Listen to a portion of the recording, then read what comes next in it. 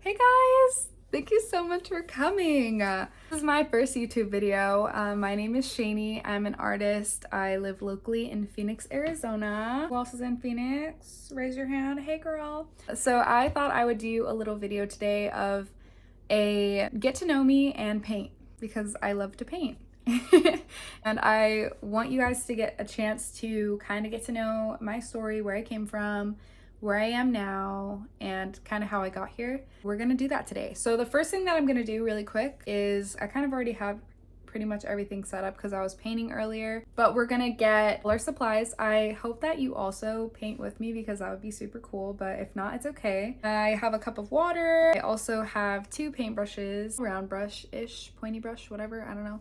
And then also like a flat angled brush. I have a couple of mini canvases. By the way, if you ever need canvases, the dollar store is your friend.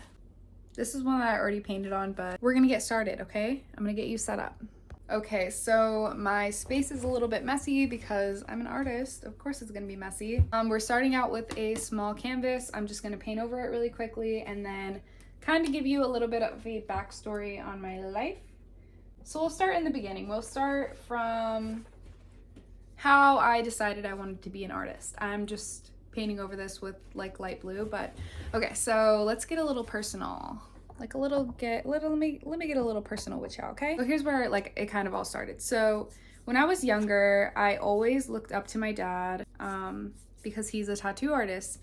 And I was like, you know, really young, probably like maybe 7 or yeah, probably like 7 or 8. And I was like, I want to be a tattoo artist.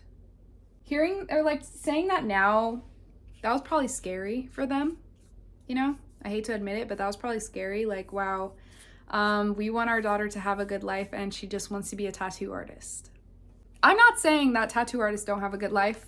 Like, don't get me wrong. Just saying that hearing that from like at such a young age, it's like there's so many other options as far as being an artist. You don't really just have to stick to doing tattoos, and you know, you can have hobbies, you can like do that stuff, but that was gonna be my career. At the age of 8 years old, I wanted to be a tattoo artist. So anyways, kind of like growing up around very creative family members, I would scrapbook with my grandma, make jewelry, do Palmer clay. I really was like a Palmer clay girly for a little bit. You know those YouTube videos where they're making like clay charms? I would eat that up. I kind of just, you know, that was my thing. I was like, you know what, I'm gonna do whatever I can to be creative. I was like, I'm gonna do whatever it takes. I'm gonna be a friggin' tattoo artist, okay? Keep in mind, I'm not a tattoo artist, guys, but we'll get there.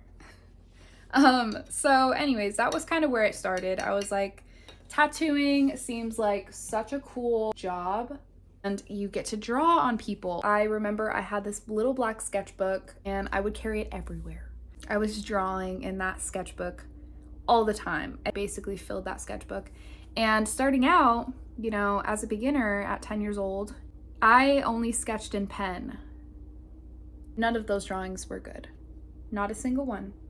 Basically, I loved that sketchbook with my entire being. It was really fun and it definitely helped me practice, but none of those drawings were good. Then I got another sketchbook and I kind of started doing acrylic. I was like, what is this? And let's just backtrack a little bit. It was probably in like middle school, probably in 6th grade is when I started doing watercolor portraits of people, and I would sell them for like $5 a piece, and it was kind of popular for a second. Like, I'm not gonna lie, I was kind of like doing the dang thing. I was like, okay, like, yeah, I'll do a portrait of you, $5, pay up.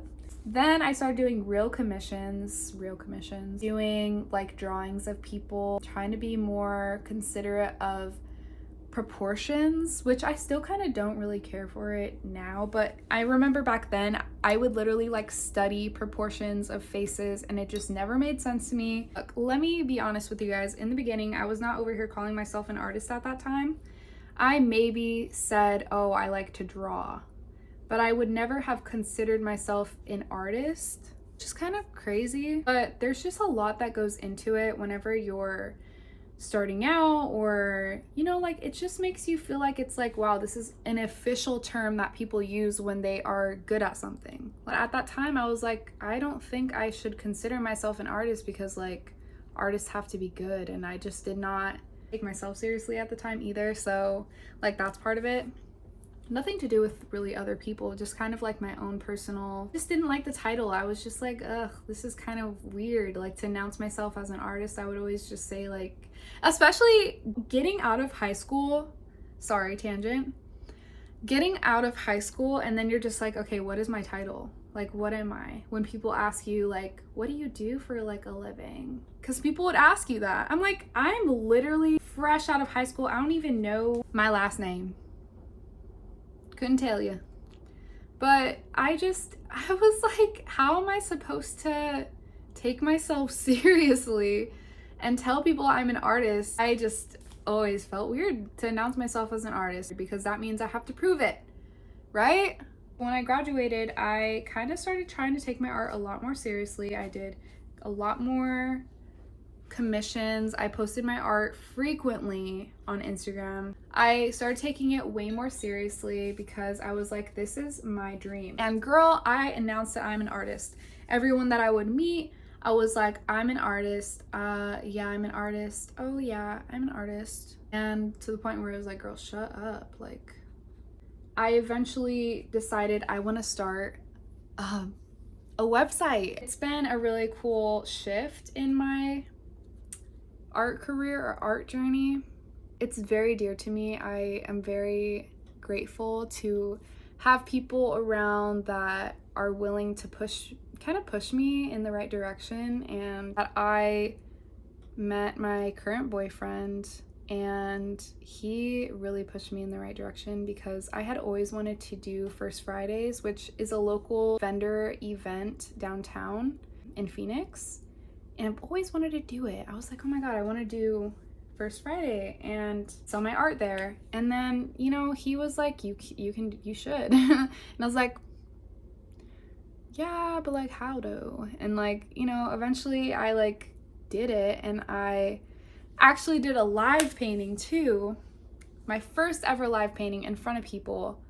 Oh my God, that was so nerve-wracking. I forgot to bring the color white. I was stuck. I was like, what am I gonna paint without white? White is like one of the most important colors. Like, how am I gonna like paint without white? I think I forgot white and I forgot like another color, but one thing about me is I'm not gonna show it. I'm gonna work through it. I ended up painting this sun painting and it turned out really cool, and I was very proud of myself for going through and doing that event because like I've never done that before. Like, people were very supportive, and I actually got to see and talk to the people that enjoy my art, and I was like, wow, this is why I'm doing this. And it just re-sparked this interest in art for me, and I was just like, I am in the right direction. Like, I'm like, I am doing this for a reason, you know, and I need to not stop just because of my engagement on a social media platform, because we're human beings and we talk to each other in real life. So why am I gonna let like the numbers get to me when I can literally walk outside and like be like, I made this, and like, you know, people are gonna be like, oh my God, that's so cool, you know, or they'll be like, whoa, that's trash. You know, you gotta like step outside of that social media world and like don't forget like why you're doing this, because I almost forgot. Like, I almost was like, dang, I don't think I like this anymore. I know I have a lot of support from people in my life, and people who are watching this video right now, I really appreciate you. And I just think this is so cool that I'm like taking this new step in another direction. It's like, who knows what's gonna happen after this? Like, I don't know, I just have a lot of goals, and honestly, in order to reach them, I just gotta keep going. And sometimes I just get scared and I'm like, wait, I don't know if this is the right decision to make, but you know, what's the right decision to make? That's what I typically want to tell people when they ask me like, how long have you been an artist for and all of that. I kind of have to like sit back and think for a second, like, how long have I really been doing this, and like, where did I start? Like, time just goes by so fast. And then, you know, you're just like, wow, like so much has happened in such a short amount of time, but really time is just flying. Like, if you guys happen to have any questions that you want to ask me, obviously you can leave them and I can answer them. But I think that's like about it. if I can remember anything else, I will definitely make a second part to this video, but I guess I can mention now. So since doing that live painting at First Friday, I fell in love with like painting live. On my 21st birthday, I went to a sip and paint, which I've always wanted to go to. I went to that. It was incredible. Such a good experience. I loved it. And then I ended up getting my dream job this year as a sip and paint instructor. So think about that for a sec. Now, like, coming back from all those things that I just mentioned about my backstory and everything, like, just sitting on the fact that I am literally a sip and paint instructor is just so crazy, and I'm just really happy. I know I'm not obviously a tattoo artist, but I think like as you get older, you kind of change your mind about things, and you're like, you know what, maybe I wanted to do this at that time, but actually I want to do something else because I like this more. And yeah, I feel like that kind of happened to me. I have always just been very driven towards being some sort of artist, in some way, an artist in some way. So that is definitely one of my biggest accomplishments of this year. I know like these past couple years have not really been great for really anyone, but I definitely think that was like a step in like the best direction for me, because I couldn't be happier that I get to teach people how to paint. And like a lot of the people that take those classes, they're just like looking to have some fun for the night, you know, and we're all just there to have a good time. That's one thing that I really appreciate about sip and paints, because it's like we're just all here to have fun. So anyways, I think my phone is gonna die soon, so I'm gonna just wrap this up and get to editing so you guys are able to watch this video. I mean, he's all right, but it's not my favorite. He's a little scary. So with all that being said, I really appreciate that you guys came to watch my first video. If you guys like this video, this is probably not the style of video I'm gonna do often, but if you liked this video, go ahead and like it. And if you want to see more videos from me, go ahead and subscribe, obviously. And I hope that I get to paint again with you guys soon. So, thanks so much. Bye. And if you subscribe, then that means that you're my friend now. So, yeah. Just so you know that that's the commitment that you're gonna make when you subscribe. We're friends. Okay? Bye.